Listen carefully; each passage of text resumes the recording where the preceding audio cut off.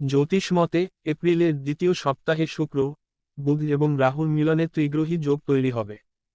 এই যোগের প্রভাবে 3 রাশির জীবনে আসছে সুখের জোয়ার। তাহলে জেনে নিন কোন 3 রাশির জাতকদের ভাগ্য খুলবে। বৃষ রাশি। ত্রিগ্রহী যোগের প্রভাবে লাভবান হবেন বৃষ রাশির জাতকরা। কেরিয়ারে উন্নতির যোগ রয়েছে। আয় বাড়বে। ব্যবসায়ীদের জন্য ভালো সময়। সব বাধা কেটে যাবে। সিংহ রাশি। ভাগ্যোদয় হবে সিংহ রাশির জাতকদের। চাকরিতে পদোন্নতি পেতে পারেন। সব কাজে সাফল্য হবেন।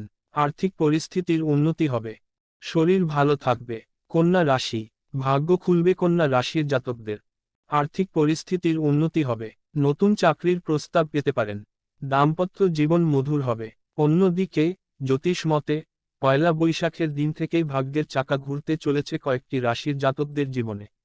এপ্রিলের দ্বিতীয় সপ্তাহে তৈরি হবে মালব্য রাজযোগ, যার প্রভাবে লাভবান হবেন বৃষ, সিংহ, তুলা রাশির জাতকরা।